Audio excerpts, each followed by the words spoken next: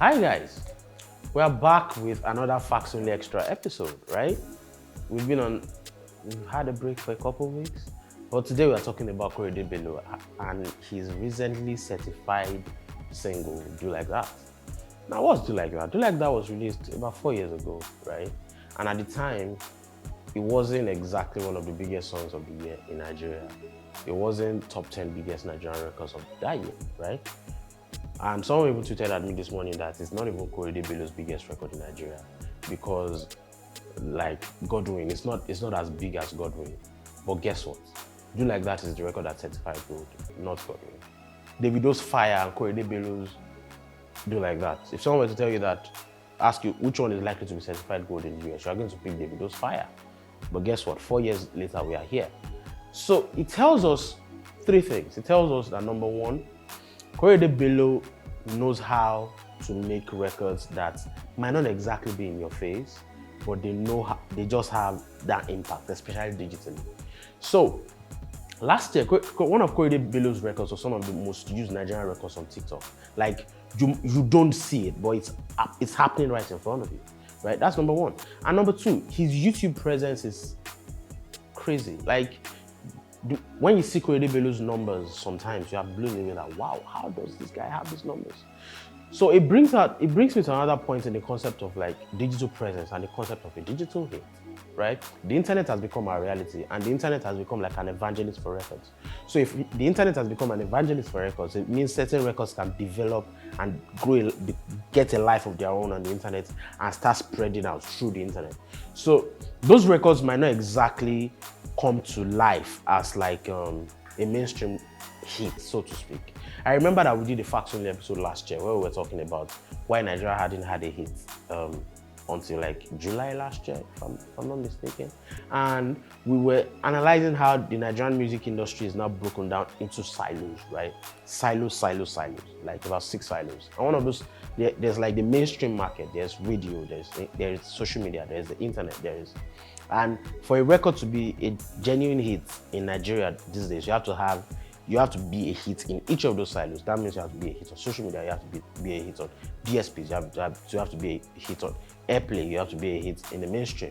In real life, that means if I'm walking on the road, I can play your record. Like, I can hear you everywhere. You have cultural presence. So if you can tick all the six silos, that means you have the cultural presence in the moment, right? In the moment of release. So, but the thing about this Korede Bello thing is this. At the time, it's one of the earliest Nigerian digital hits that it didn't exactly have a life. It didn't have as much of a life as some of the other bigger records of that year outside of the internet. But it's shown that I wrote an article some weeks ago about a digital hit. A digital hit is basically what has become an internet phenomenon. So it's social media, it's DSPs, it's usage across the internet basically for different purposes. So this is what this record has become. Like, it's shown, and it's some people are also using this record on trailer on TikTok here and there. So you can literally see that the phenomenon, this record ticks the box of a digital hit. So that's why a lot of people are going to be surprised that it's suddenly certified gold. These days, the internet is an entire life of its own. It's a culture. It's living and breathing. It's like Earth that exists in is it stratosphere now? Exists somewhere. Like, it's a life of its own. So if a record is popping on the internet, YouTube is probably going to give you a recommendation. You see a Nigerian record that has 100 million streams. You're going to be curious to click the record, especially if you're a foreign person, you're going to want to click the record out. What's this record? You're going to want to listen to it. So that's what the internet does, and that's why this record is big now. And the third thing is this. It shows you that there are two definitions of a big record. There are records that get big immediately after release, and then there are records that have that develop a steady, that they don't have a sharp rise. They don't reach the zenith. Neither do they have a sharp decline. They are just there. They don't fall as much as some bigger records fall, and they never rise to the level of the bigger records. So there are records like, say, you release a record today. Drake released Way Too Sexy last week. Way Too Sexy is number 1. Kiss Daniel released Lie. Is number 1 on Turntable Top 50, right? But there are some records that just never go away. They just find a way to stay there. They might not get to number 1. They might not even enter turntable top 50. But by the end of the year, you might be surprised to find them in turntables yearly top 50. Because why? They never fall down. They are just there. They are there. So the accumulation of the numbers that they've been able to the consistent numbers that they've been able to accumulate over the past year sort of speaks for them. It's the same thing that's happening to do like that right now. So if a Drake record has fallen, or a Wizkid record has fallen, or a Burna Boy record has fallen, a do like that might, because of the internet, be maintaining a consistent level. That's why it's been able to be certified gold right now. So it brings us to another conversation. People like the concept of immediacy to define success, right? Yes, most records are likely to be in their peak or get to their zenith within the first maybe 2 years of release, right? But there are some records that, especially with the internet and TikTok right now, you saw Polanca's record come back last year and became part of the Silver Challenge. You are seeing Natalie, when I surrender become like a phenomenon on TikTok about 7 years after release last year. Like you are seeing TK's Love Wanting 2 years after release going ballistic on Shazam. It's entered the UK top 40, the UK charts right now. But those ones are like things that the internet amplified with shock value. But we are even talking about things that have been able to just stay there without a significant TikTok push, without a significant whatever. They are just there, right? So it shows you that sometimes when we want to judge success, time is the best metric to judge success. Time. Like, a lot of things that you might not see coming, a lot of perspectives that you might not see, time might make you see them.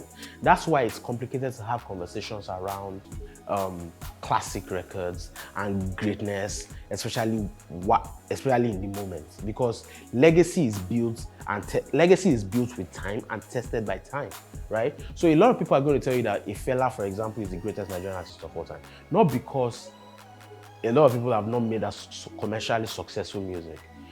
Or maybe even more commercially successful music. It's because 50 years or 40 years after I made some of those records, they are still a core part of the zeitgeist.